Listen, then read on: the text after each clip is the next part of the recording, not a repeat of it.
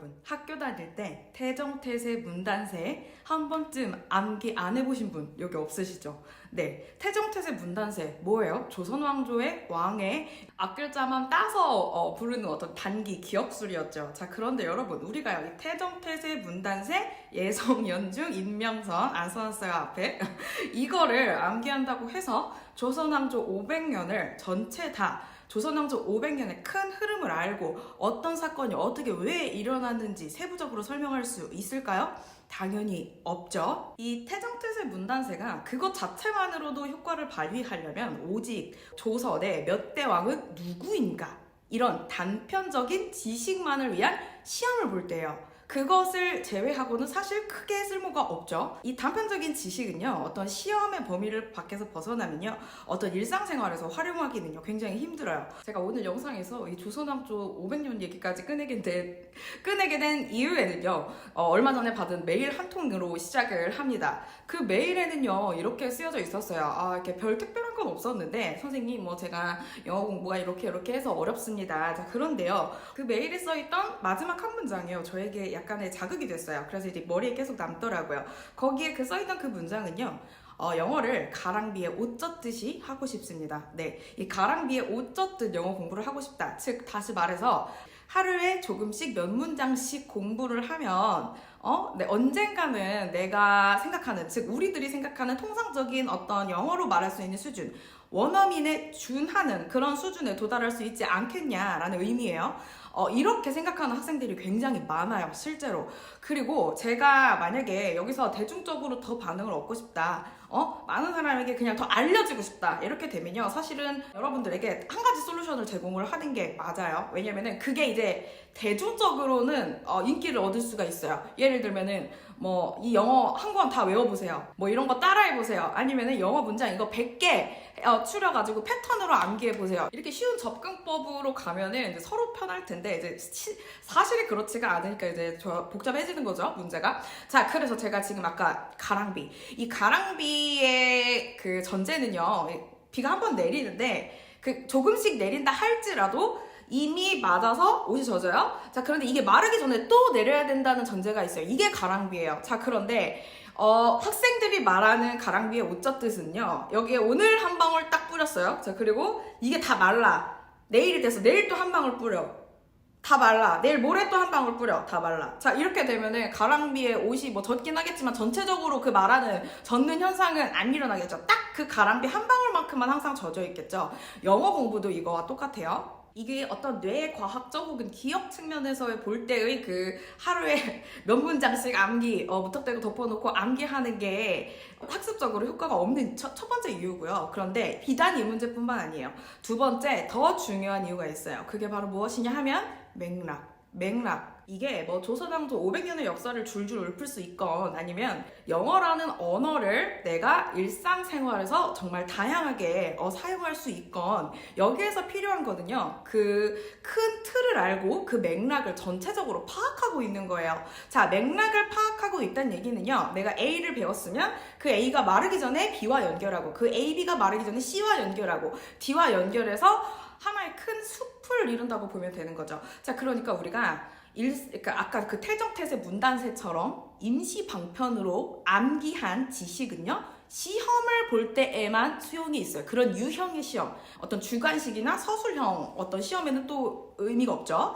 자, 영어도요, 똑같습니다. 영어나 우리의 모든 일상생활에서 일어나는 그 문제들은요, 해결해야 될 것들은 반드시 맥락이 존재해요. 그 맥락이 존재하기 때문에 그것이 어떤 현상과 관련이 있고, 무엇과 밀접하게 관련이 있고, 왜 어찌하여 그 문제가 일어났는지, 그리고 그렇다면 나는 어떤 행동을 어떻게 취해야 하는지, 이렇게 근본적인 해결을 해야만 합니다. 어떤 해결을 해야 된다고요? 맥락을 파악해서 근본적인 해결을 해야만 한다. 영어도 똑같아요. 그래서 여러분, 이거 예전에도 이런 말이 있었어요. 유명한 말. 예를 들면 교통사고가 났대요. 교통사고가 나가지고 죽게 생겼어. 지금 한국 사람이 미국에 갔는데, 자, 그런데 이제 거기서 미국인이 How are you? 이렇게 물어본 거예요. 그랬더니 I'm fine, thank you. And you? 이렇게 자동으로 나왔다. 네, 이게 이제 우스갯소리로 정말 예전에 유행하던 건데, 심지어 지금도 그것을 유지하면서 공부하시는 분들이 굉장히 많잖아요. 네, 이렇게 우리가 맥락을 파악하지 않고 무턱대고 암기해서 쌓는 언어는요, 그것은 지식으로서의 영어지 사용할 수 있는 영어는 아니에요. 한번 피부에 와닿는 예를 한번 들어보겠습니다.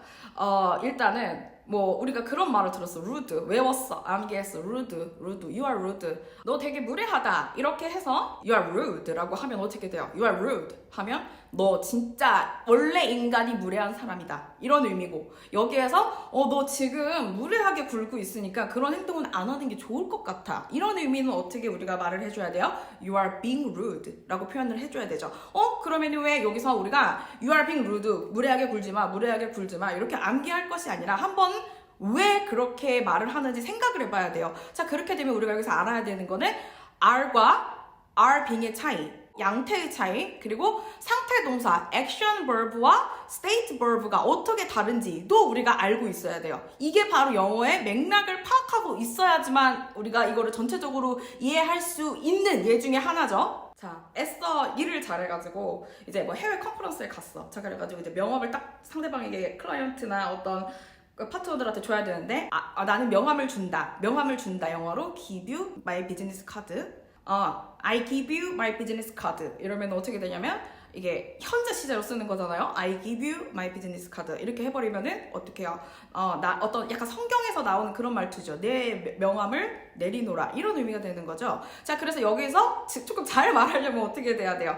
상대방에게 문화적으로 그리고 어떤 말적으로 적절하게 표현을 하려면 여기서 let me give you my business card. 이렇게 표현해 주는 게 훨씬 더 적절하죠. 자, 그렇다면 여기서 이제 왜 도대체 let me give you라고 써야 하는가에 대해서 한번 반드시 생각해 볼 필요가 있어요. 이거는 암기를 떠난 문제예요. 그래서 이 let me give you my business card를 정확하게 이해하려면 일단 이 문장이 명령법인 걸 알아야 되고요. 그리고 두 번째는 오형식인 걸 알아야 되고요. 그리고 let이 의미하는 바가 allow의 부드러운 의미임을 알고 있어야 돼요. 그리고 문화적으로는 상대방에게 선택권을 주는 말일수록 높임말이다. 상대방이 선택하는 옵션을 주게끔 말을 하는 것이 더 예의를 갖추고 말하는 말이다 라는 것까지 우리가 전체적으로 이해를 하고 있어야겠죠. 이것이 바로 큰 틀, 그리고 맥락을 아는 영어예요. 그렇기 때문에 제가 이제 수많은 이 재생 목록에 제 영상이 되게 많잖아요. 이런 많은 재생 목록으로 나눠놓고 학습의 순서를 정해놓고, 그리고 개인마다 각각의 그 다를 어떤 실력의 부재한 부분을 그 educational needs를 채우기 위해서 영상이 엄청나게 많죠. 이게 분명히 누군가에게는 지금 상황에 딱 맞는 문장이 될 테니까요. 자, 그렇기 때문에 즉 다시 말해서 이 전체적인 영어라는 맥락을 파악하는 이 attitude, 태도를 갖추는 건요. 영어 공부뿐만이 아니라 이 슬기롭게 무언가를 해결해나고 배워가는데 가장 중요한 첫 번째인 것 같아요. 맥락, 그 맥락을 파악하는 것. 전체적인 것을 보고 그 안에서 그 세부적인 것을 파악하는 것. 이것이 영어를 공부하든 그 무엇을 공부하든 가장 먼저 중요하다. 자, 그래서 여러분 잠깐만요. 자, 그래서 영어를 이제 맥락을 파악하려면 사실 가장 좋은 건 뭐냐면은 가장 편한 건 어쨌든 문법이에요. 그래가지고 문법을 처음부터 끝까지 한번 쫙 터는데 어떻게 털어야 돼요? 아까 이 턴다는 게 하면 좀 그러니까 공부를 하는데 어떻게 해야 돼요? 1A에서 B, B에서 C, C에서 D 넘어갈 때 이것이 절대 앞에 게 마르기 전에 빨리 붙여야겠죠. 그래야지 하나의 문법이라는 큰 틀이 생기고 그 안에 이제 표현을 넣는 거예요. 타동사의 콜로케이션부터 넣으면 굉장히 쉬워요. 그 다음에는 원서로 인풋을 넣고, 그리고 동시에 어떤 실러버를 이용한 소리 인지를 거기다가 이제 합쳐 넣으면 영어력이라는 정말 그 proficiency가 우리 안에 생기겠죠? 근데 여기서 더 전제가 있어요. 제 모든 영상들은요, 저의 어떤 교육 컨텐츠들이나 모든 영상들은요, 영어를 취미로 하시는 분들을 타겟으로 하는 건 아니에요. 그러니까 어떤 여행을 그냥 가서 몇 마디 음식을 시키거나 혹은 아니면 뭐 버스를 타거나 쇼핑을 하거나 이런 것들은요, 정말 제 말대로 하실 필요가 없어요. 그냥 몇 개 외우면 돼요. 하지만 어떤 영어로 적어도 어떤 직장에서 커리어를 이루고 싶다, 아니면은 지금 직장에서 나와서 뭔가를 해보고 싶은데 영어를 잘해서 혹은 영어를 가르치거나 어떤 영어를 이용해서 금전적으로 조금 안정적인, 적더라도 안정적인 수입을 얻고 싶다. 그리고 원어민에 준하는 정말 시리어스하게 영어를 진지하게 공부를 하고 싶다라는 분들에게만 해당하는 이야기예요. 그러니까 이것도 하나의 어떤 맥락을 파악하는 거죠. 내가 어떤 맥락에서 영어 공부를 하려고 하는가. 내가 지금 이 시점에서 나의 시간과 노력과 이런 거를 투자할 가치가 있는가, 이런 것들을 또 냉정하게 따져보는 것도 이 맥락을 파악하는 요소 중에 하나죠. 자, 그래서 마지막으로 정리를 하면 영어라고 하는 것은 무턱대고 암기하는 게 아니다. 무턱대고 암기를 하면 그건 단편적인 지식이다. 우리가 원하는 건 뭐예요? 활용 가능한 지식이다. 그러니까 활용 가능한 능력이죠. 활용 가능한 능력. 이게 활용 가능한 능력이 되려면 어떻게 해야 된다? 쪼잘쪼잘 단편 말고 어떻게 크게, 전체적으로, 그리고 한 번에 봐서 그 맥락을 파악할 수 있는 눈을 가져야 된다. 자, 여러분, 오늘도 잔소리였는데요. 이번 주에 저의 그 와디즈 오프라인 세미나 참석 그 링크가 나갑니다. 참석 링크가 나갈 테니까 이게 문자로 가기 때문에 문자를 한번 꼭 확인을 해주시고요. 신청하신 분들은요. 혹시 제가 이게 시간을 바꾸신다는 분들이 있어가지고 그거는 아마 제가 커뮤니티나 아니면 다음 주 중으로 한번 바꿀 좌석이 있는지 한번 보고 정리를 해서 안내를 해드릴게요. 자, 여러분, 오늘 영상이 도움이 되셨나요? 오늘 영상이 도움이 되셨다면 좋아요, 구독, 댓글 모두 환영이고요. 우리 그럼 다음 영상에서 만나요. 바이바이.